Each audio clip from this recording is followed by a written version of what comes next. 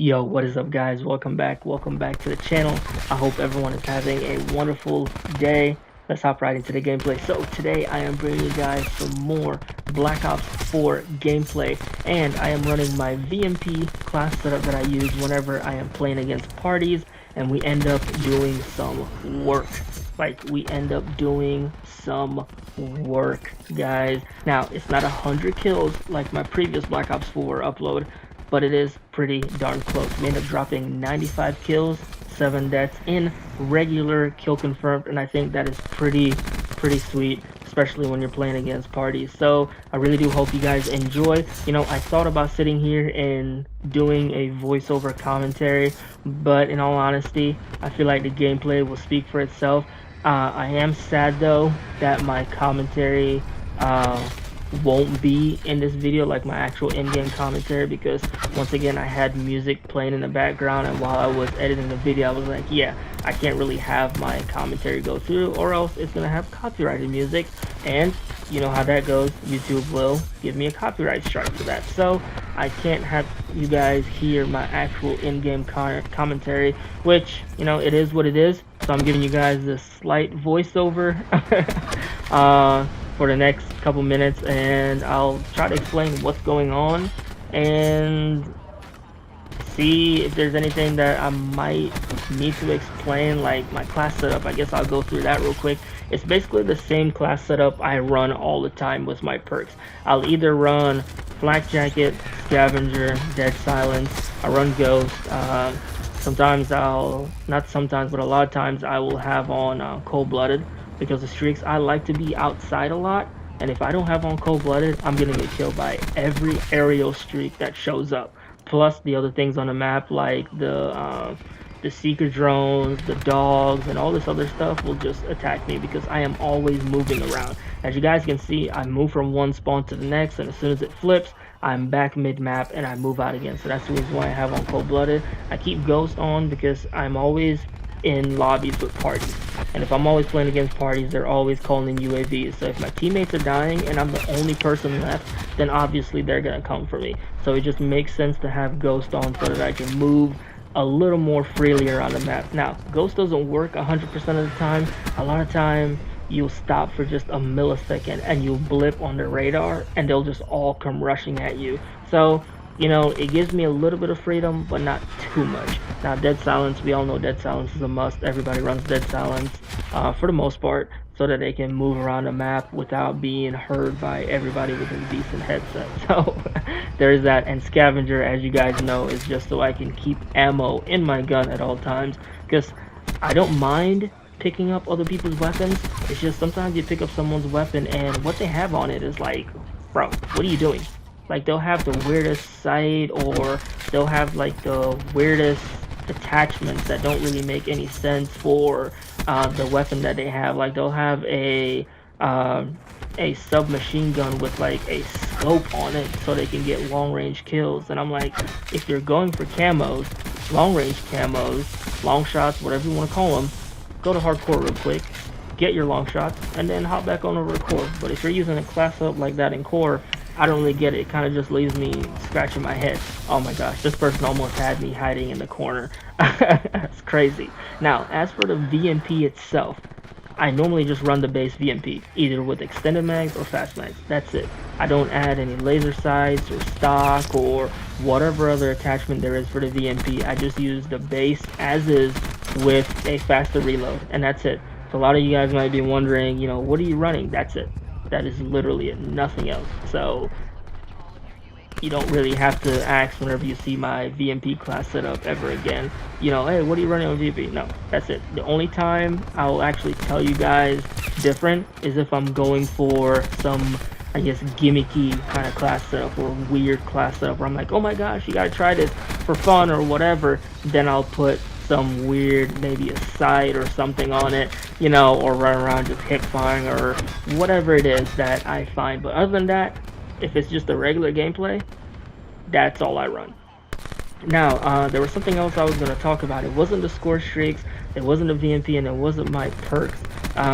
It was something else. I can't even remember right now. Like, it's completely slipped my mind. Watch, I'm going to hop off, end the commentary, and then it's going to just bloop, I'm like, oh yeah, that's what it was. So if I don't remember, then you guys will probably see it in the comments below. Oh my gosh, I really wish I could have gotten that kill, because if I could have gotten that, I could have pushed the other two that were out there, and that probably would have been the quad feed. That would have been that would have been nice. Would have been the icing on the cake.